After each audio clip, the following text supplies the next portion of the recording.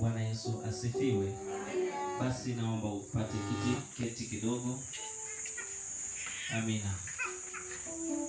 Basi wakati huu natamani kuna wageni ambao bado hawajitambulisha. Natamani Abeli ajitambulishe kidogo, maana naona wako hapa. Abeli, karibu, lakini mzee jiandae. Karibu sana mtumishi wa Mungu Abeli.